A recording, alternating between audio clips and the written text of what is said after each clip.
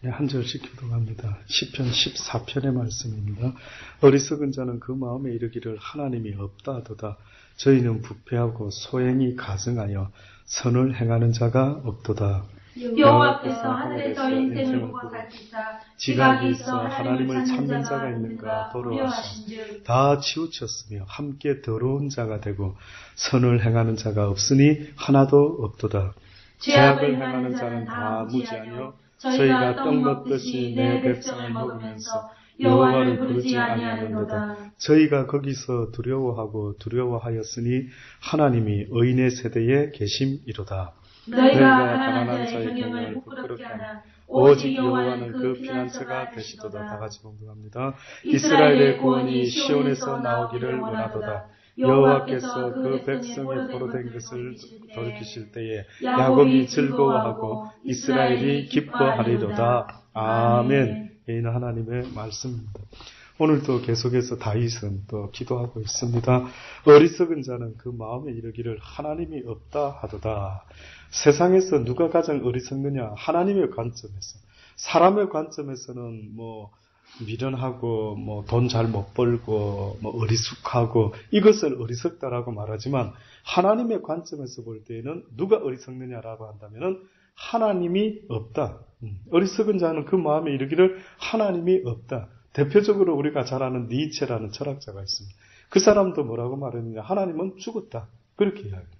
그러니 가장 어리석은 자는 자기를 만든 그 분에 대해서 알지 못하기 때문에 인정할 수 없다라고 말하고 인정하지 않으므로 그는 없다라고 말하는 이 어리석음이 어떻게 보면 가장 어리석은 자의 대표적인 모습이다라고 지금 성경이 말씀하고 있는 것입니다.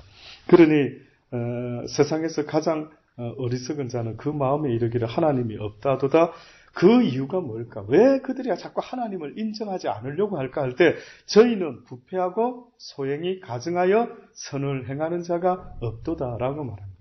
쉽게 말하면은 그들이 하나님을 없다라고 말하는 이유는 똑똑하고 아주 총명해서 없다고 하는 게 아니라 그들 마음속에 어둠이 있기 때문에 그들 마음속에 선이 없기 때문에 그러니 하나님은 우리에게 올 때에 무엇으로 왔다고요? 빛으로 왔대요. 그러니까 빛이라고 하는 것은 네가 지금 얼마나 어리석은지를 봐라고 이렇게 알려주는 것인데 그 빛이 오히려 나로 하여금 더 어두움 깊숙한 곳으로 숨어버리게 만드는 이런 일이 벌어지고 결국은 그들에게 있어서는 하나님이 없다라고 하는 것은 어떤 면에서는 나는 어둠이 더 좋아. 나는 오히려 그냥 이대로 살고 싶어 라고 하는 식의 모습이 어떤 면에서는 그들로 하여금 하나님이 없다라고 하는 말로 나온다. 이 땅에서는 만물을 보면서도 하나님을 선포하고 있다라고 하나님은 말하죠. 그러니 이 세상에서 하나님이 없다라고 말하는 자는 성경에는 핑계치 못할 거다. 결단코 그들이 하나님이 없다라고는 말할 수 없다. 문제는 하나님이 없는 게 아니라 자기들 속에 어두움이 너무 짙기 때문에 그 빛이 임했지만은 오히려 어두움 가운데서 그들이 지내기를 더 원했던 그 마음이 있다. 그러니까 어두움에 완전히 찌들은 사람 있지 않습니까? 술에 완전히 찌들은 사람. 그런 사람들은 어떤 면에서는 술에 완전히 찌들다 보면은 술을 주는 것 말고는 어떤 것도 자기에게는 기쁨이 되지 않아요. 네가 지금 나한테 술 끊으라 어쩌다 저쩌다 술이 몸에 안 좋고 그딴 소리 하지 말아라. 술을 줄 거냐 말 거냐. 나한테 술을 내놔라 라고 만약에 알코올에 너무 아주 인이 백인 사람이 그런 말을 한다면 지금 이 사람도 똑같아요. 여호와께서 하늘에서 인생을 굽어 살피사 지각이 있어 하나님을 찾는 자가 있는가 보려 하셨다라고 말합니다. 하늘에서 인생을 굽어 살피사 이 표현은 어떻게 보면은 신인동형이라고 하는 이런 표현도 씁니다. 다시 말해서 신과 인간이 같은 어떤 부류에 있는 모습처럼 거룩한 신이 인간 사회에 전혀 가까이 갈 수 없는 듯이 이런 어떤 느낌이 아니고 늘 우리를 돌아보시고 늘 우리를 감찰하시고 늘 이 세상이 어떻게 지금 너희들이 그 속에서 어떻게 사는지를 이렇게 살펴보고 계시는 하나님. 근데 이 하나님의 모습을 인생을 굽이 살피사 지각에 있어 하나님을 찾는 자가 있는가 보려 하셨다. 지각이 있어. 자, 여기서 말하는 지각이 뭘까요? 만약에 지금 지각에 있어서 하나님을 찾는다. 그럼 결국 이 지각은 육적인 지각을 말하는 거예요. 육적인 지식을 말하는 게 아니에요.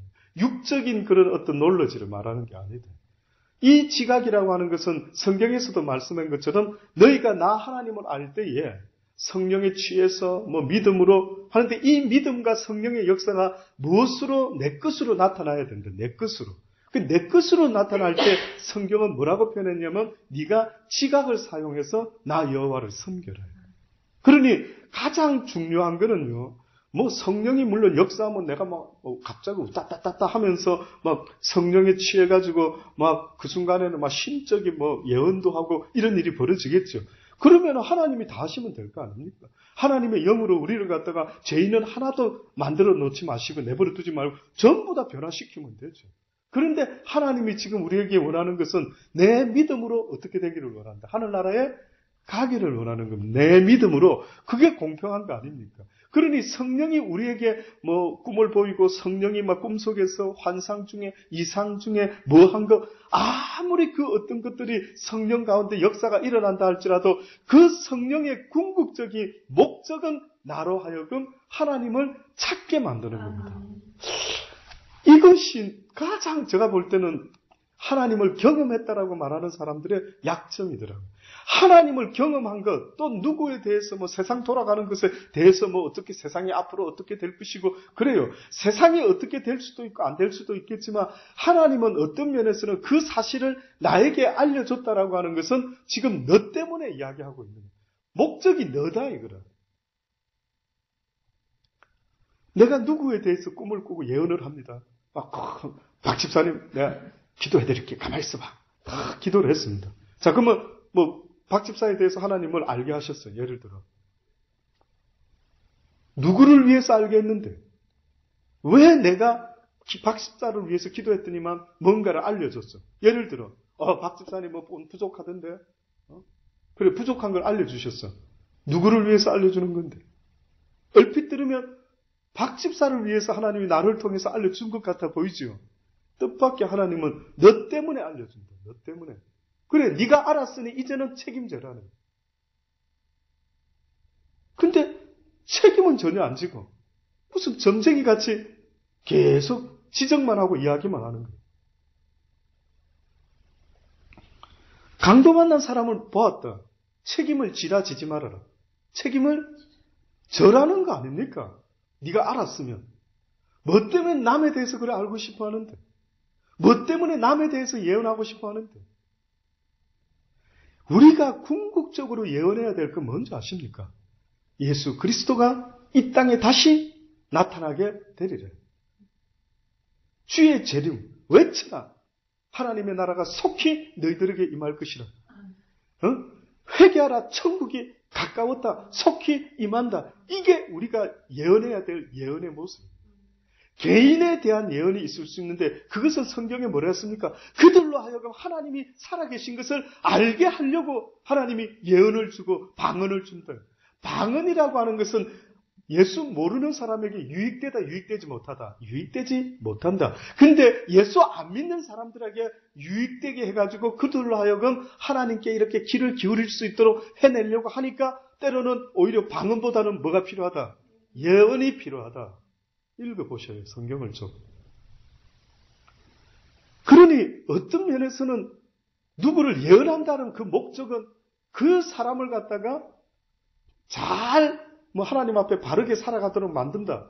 예, 그 뜻도 될 수도 있겠지만 점쳐줘가지고 그 사람이 하나님 앞에 100점짜리 사람이 될 것 같으면 말라고 애써서 예수님이 제자들 3년 반 데리고 다니면서 천국은 이런 자의 것이요 애통하는 자 이런 쓸데없는 이야기가 왜는 딱 보고 있다가 베드로 너 오늘 오른쪽으로만 가. 알았지? 왼쪽 갔다가 너 오늘 재수 없을 줄 알아. 이렇게 말하면 되잖아요. 솔직히 딱 말했어. 맞잖아요. 그럼 뭐 때문에 그렇게 우리를 이끌어가지 않고 왜 점을 쳐서 우리를 이끌어가지 않고 뭐 때문에 하나님이 날마다 말씀으로 말씀이 아닌 것은 우리를 다 유혹하는 거예요. 자칫하면. 아, 오른쪽 가래요. 아, 왼쪽 가래요. 이 소리 자체도 말씀으로부터 벗어나게 하는 어떤 내 마음을 뺏는 것이 된다면은 그것도 나한테 유익되지 못한다. 하나님 말씀을 벗어나게 만드는 모든 달콤한 유혹들은 때로는 나를 하나님으로부터 멀게 만드는 좋은 모습인 것 같아도 나로 하여금 멀게 만든다. 집사님, 쟤 많이 지었네, 보니까. 지금 힘든 거 있죠? 어렵죠, 요즘 사는 거. 안 어려운 사람이 어디 있는데. 나도 점치겠대. 아이고, 힘들죠. 뭔가 힘든 게 있네, 딱 보니까. 애 때문에 힘 안 들어요. 뻔하지. 무슨 셋인데 힘 안 들 수가 있는가. 아유, 남편이 그래. 어느 세상 남편이 그렇게 이 환경 속에서, 참, 막 아내만 쳐다보고 살아간다. 그래요. 딱딱딱 저멀지만 하고. 그래, 뭐 때문에? 그게 뭔데? 그래, 알았다 합시다. 문제가 있구나. 그걸 어떻게 그러면 해결하는데? 어떻게 해결하는데, 도대체가? 참 안타까운 겁니다.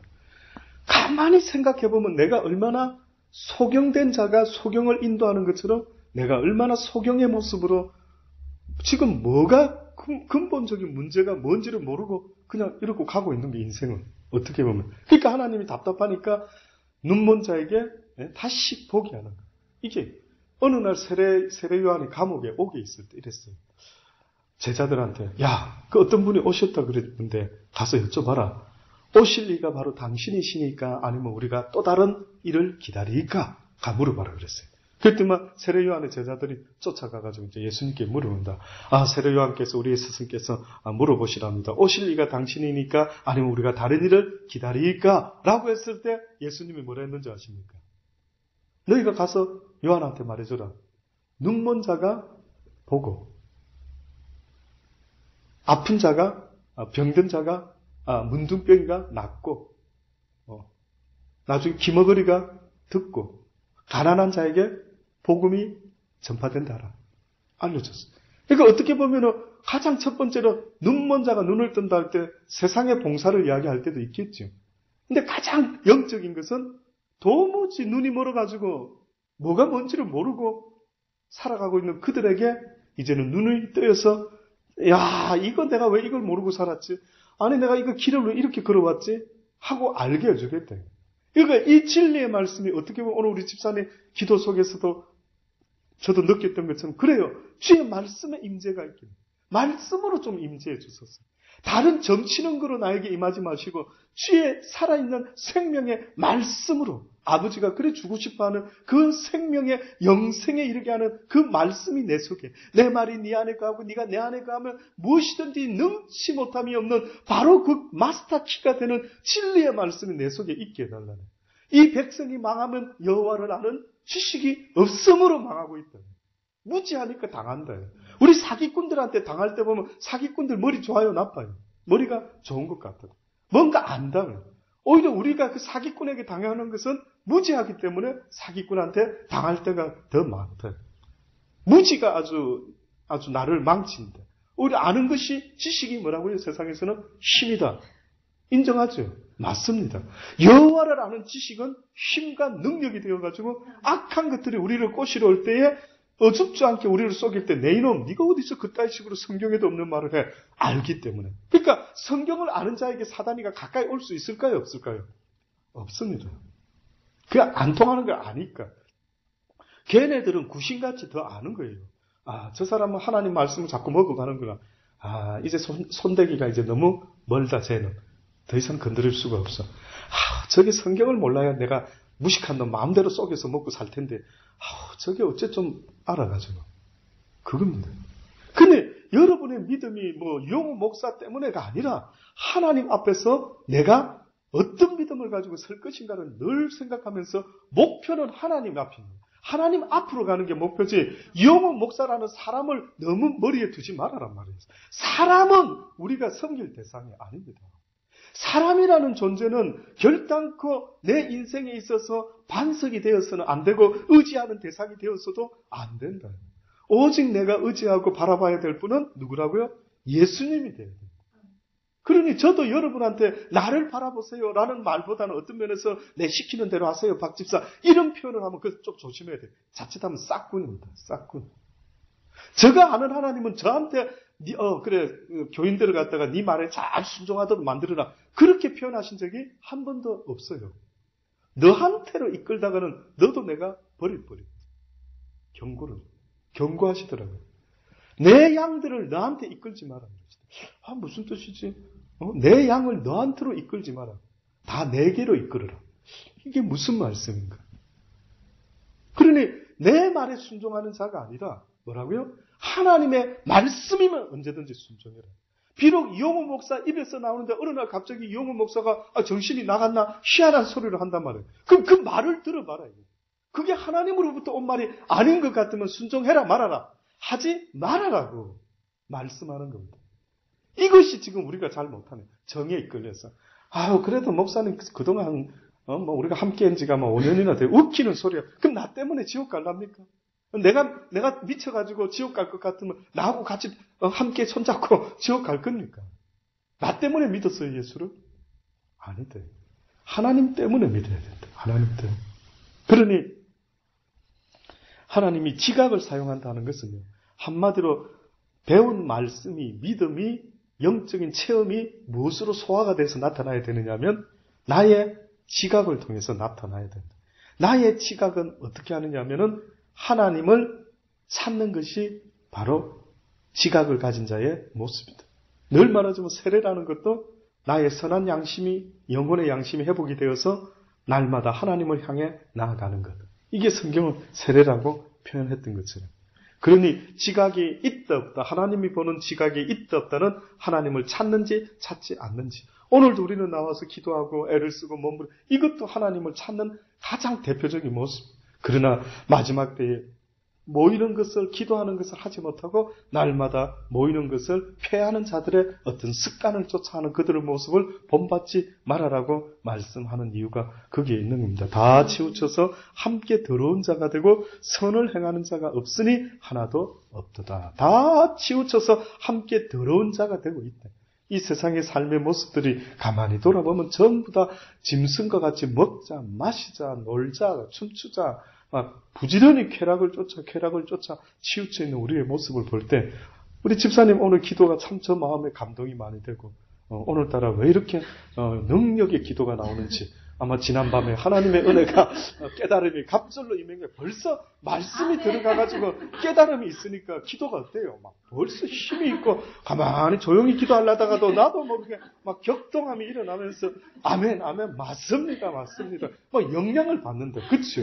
여러분 목사도 정신 딱 차려가 막 힘이 있을 때 여러분이 듣고 그렇지요. 저한테 목사님 오늘따라 말씀에 힘이 되고 네, 그래요. 제가 힘이 날 때는 막 그게 전달이 되잖아요. 막 영적으로. 근데 나쁜 것도 전달이 된대. 누가 막 그 사람은 근데 이 사람이 그런 쪽으로 너무 강하면 그것도 전달이 돼요. 그래서 하나님이 앉을 자리 설 자리 알아라고 하는 것은요. 내가 지금 앉을 자리라는 의미는 이 소리를 지금 듣고 있는 이 순간에 내가 이걸 들어야 될지 말아야 될지도 생각을 해야 됩니다. 그러니 여러분 조심하셔야 되는 지혜가 필요한데 뭐냐면은 누구와 대화할 때에 어떤 사람은 막 자기 넋두리를 막 하려고 할 때가 있잖아요. 그러니까 세상적으로 너무 답도 없는 넋두리, 그런 거는 어떻게 하면 수도를 시켜야 돼요. 그럼 듣지 않도록 얼른 귀를 막는 그런 닫아야 되는 일이에요. 안 되는 거예요. 왜냐하면 그 소리가 안 들으면 되는데 들으면 나한테 영향이 있다 없다. 있다. 이걸 빨리 또 씻어내야 된다. 에이 기버렸다 우리 그러죠. 아우 눈 버렸다. 이렇게 이거 자꾸 씻어내야 된다. 자칫하면. 그러니까 어떤 면에서는 이 땅에 살아가는 우리 믿음의 모습은 때로는 쉬울 수도 있겠지만 그러나 쉬운 거는 아니더라. 날마다 나를 쳐서 복종시키고 내가 앉을 자리 설 자리도 또 생각하고 내가 이 소리 들어야 되나 말아야 되나를 계속 보면서 그렇게 오히려 하나님은 우리에게 아까 말한 대로 기도를 능력으로 할 수 있는 힘 있게 하는 것처럼 그 힘과 능력으로 다른 사람들에게 영향을 끼쳐야 된다. 믿음으로 그들에게 영향을 끼칠 때에 오히려 그들이 저는 뭔가 다르다 하는 걸 느낄 수가 있지 않겠느냐. 더러운 자가 되지 말고 제발 좀 그런 자리에 앉아 있지 말고 선을 행하는 자가 되어라. 그런데 선을 행하는 자가 하나도 없다. 선이라고 말하는 것은 저 언젠가도 말했는데 잊지 마세요. 성경에서 말하는 선이라는 것은 예수님도 뭐라고 말했느냐 하면은 선한 선생님이요 라고 부자 청년이 와서 불렀더니만 네가 어째서 나보고 선한 선생이라느냐. 이 땅에 선한 분이 있다 없다. 이 땅에는 없다. 오직 누구만이 선한 분이시라고? 하나님 외에는. 그럼 왜 이 땅에는 선한 사람이 없다 했을까? 육을 가진 자는 의인은 없나니 하나도 없다라고 말한 것처럼 육을 갖고 있는 우리에게는 선한 사람이라고는 말할 사람이 없다. 그러나 선한 사람은 없지만 뭐 하는 사람은 있어야 된다고. 선한 일을 행하는 자는 있다. 잊지 마셔야 돼요. 그러니까 결국 우리가 선행을 했대서 선인이 될까요? 안 될까요? 안 된다. 예수님이 죄 때문에 죽었죠. 돌아가셨죠. 그럼 죄 때문에 돌아갔다라고 하는 말은 예수님이 어떤 한계가 있었기 때문에 죽음에게 무릎을 꿇을 수밖에 없었을까? 만약에 죽었다 한다고. 어떤 한계가 있었기 때문에. 예수님이 육신이 있었기 때문에. 육신만 없었다면 예수님은 죄의 권세에게 죽임을 당할 수 있었을까? 없었을까? 없죠. 예수님은 육신을 잘 들어보세요. 예수님은 육신 가지고 나쁜 일을 끔찍하게 많이 했을까? 많이 하지 않았을까? 과연 예수님이 얼마나 육신을 가지고 우리처럼 이래 살으셨을까? 저는 그렇게 생각을 하습니다. 저는 예수님이 비록 육을 갖고 계셨지만 그 율법적으로 이렇게 딱 봤을 때 죄로 정죄할 만한 그런 삶을 엄청 살았다라고 보지는 않습니다.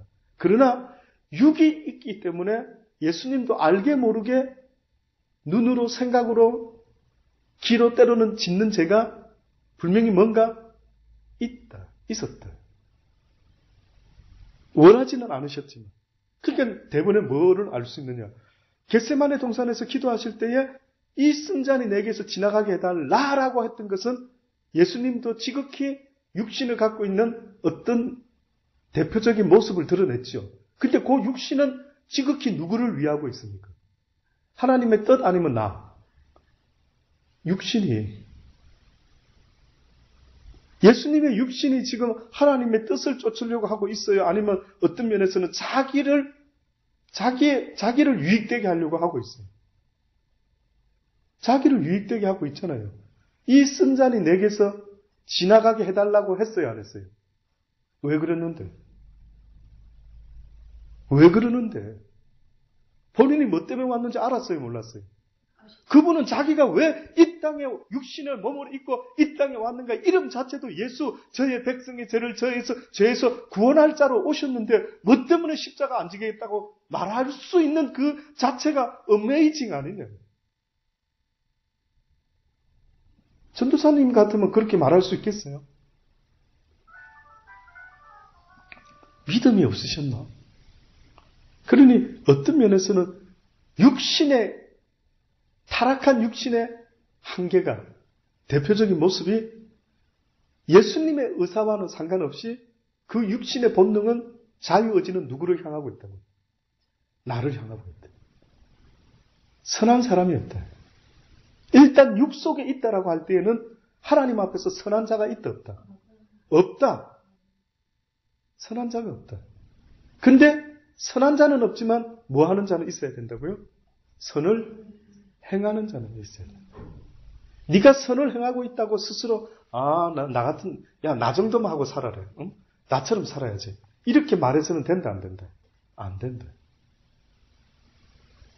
그러니 어떤 면에서는 육을 갖고 있는 우리의 모습 속에서 선한 사람은 될 수 없지만 이렇게 착각 좀 하지 말아요. 내가 어떤 선한 일을 한다고 해서 내가 선인이라는 착각을 하지 말아라. 그 착각이 들어오는 순간에 교만해질 수가 있다. 내가 뭐가 됐냐? 내가 대단한 사람이냐? 내가 누구보다 나은 듯한 이런 것이 항상 나를 망친대. 아까도 우리가 예배 전에 전도사님과 잠깐 이야기했는데 영적인 은사가 나타난다 할 때에 그것이 하나님이 날마다 나를 기뻐하고 나의 모든 것을 다 내 원하는 대로 다 하나님이 또한 원하고 계신다라고 하는 증거는 될 수가 없다. 아무리 불을 내리고 귀신을 쫓고 권세를 행한다 할지라도 하나님의 뜻대로 행하지 않는 것은 나와 상관이 없다 했을 때 하나님의 은사가 나타나는 것은 곧 내가 하나님과 함께하고 있다라고 말할 수가 없다라는 겁니다. 기적이 일어나고 지금 음성도 듣고 요즘도 지금 예수 이름으로 점치는 사람, 내가 어제 기도를 해봤는데 있잖아. 박 집사, 송전도사, 이렇게 해야 돼, 저렇게 해야 돼, 어쩌고 저쩌고, 이렇게 할 때 그 사람은 스스로 하나님이 내가 계속해서 지금 꿈을 꾸고 예언을 하고 음성을 듣고 있는 것 같으니까 하나님이 나를 기뻐하는 줄로 아는데, 하나님이 기뻐하는 것은 하늘에 불을 내렸기 때문에, 예수를 전했기 때문에, 평생 동안 주의 이름으로 귀신을 쫓았기 때문에 하나님이 기뻐하는 것이 아니라 하나님의 말씀대로 살지 못할 때에는 모든 그 은사는 오히려 은사와 함께 망하게 된다. 자칫하면. 이해되십니까? 그러니 세상에서 가장 하나님이 궁극적으로 원하는 것은 선을 행하는 자가 없다라고 하는 거예요. 전부 다 자기 배를 불리려고. 은사도 자기 배를 불리려고. 교회 안에서도 막 어쩌고 저쩌고 하는데 전부 다 자기 배를, 목사가 열심히 교회를 부흥시키려고 교인들한테 전도 세미나 할 때 어떻게 보면 그 속에 때로는 하나님과 상관없는 목사의 배를 불리려고 하는 거예요. 내 비즈니스 성공하려고. 그래 막 교인들을 쪼아가지고 꼭 전도 안 하면은 무슨 하나님 앞에서 아주 나쁜 교인인 것처럼, 아주 교인이라면은 전도가 막 지상 뭐가 최고의 명령인 것처럼. 땅끝까지 이르러 내 무엇이 되랬어요? 증인이 되랬지 교회를 부흥시키라고 했어요? 교회의 숫자를 늘고라고 그랬어요? 증인이 된다라는 것은 네가 빛과 소금이 되어서 이 세상 살아갈 때에 어두운 가운데 어떻게 살아야 될지 모르는 그들에게 삶의 본을 보이라는 것 아닙니까? 삶 자체가 되라는 거 아닙니까? 다시 말해서 말씀이 육신이 된 것처럼 너희들도 하나님의 말씀을 배웠다면 말씀이 네 삶의 현실이 되어라. 그래서 네 삶에 나타나라 말씀이. 말씀 중심의 삶을 살아야지 왜 교회 중심의 삶을 살려고 교회에 대한 열심이 그렇게 좋으냐. 틀렸으면 틀렸다 말씀하십시오. 성경 어디에 교회를 부흥시키라고 말한 적이 어디 있습니까? 삶 속에서 살아라는 겁니다. 교회의 역할이라고 하는 것은 그냥 잠깐 모이는 역할 정도면 되는 겁니다. 어떤 면에서. 그래서 이 교회에 나와서 우리가 말씀을 배운다라고 하는 것은, 하나님의 뜻을 배운다라는 것은 어떻게 살 것인가를 위해서 배우는 거 아닙니까? 맞습니까? 배우는 시간 자체가 더 중요할까요? 배워서 실제 살아갈 때에 적용하면서 사는 삶의 모습, 그것이 더 중요할까요? 그것이 적용하면서 살아요. 그런데 어떤 사람은 적용하는 일은 별로 없는데 교회 쫓아다니는 거는 엄청나게 열심인 사람 있을까요? 없을까요? 그럼 그 사람 옆에서 보면 냄새가, 향기가 그리스도의 향기일까요? 아니면은 막 교회 이야기 청상 뉴스로 잘하고 말도 잘하고, 그런데 삶의 모습은, 그 인격은, 그 인품은 전혀 변화가 안 일어나요. 여러분도 싫지만 저도 싫습니다. 변하지 않는 사람들, 고상하지 못한 사람들, 너무나 계속해서 어린아이같이 유치하기 짝이 없는, 그러면서 하나님을 안다라고, 하나님을 안다는 사람이 누굴까요? 그냥 말씀대로 살아갈 때 하나님이 내가 너를 아노라 하지 않습니까? 내가 하나님을 알면 뭐하는데 하나님이 나를 모르시면 꽝이다. 기도하십시다.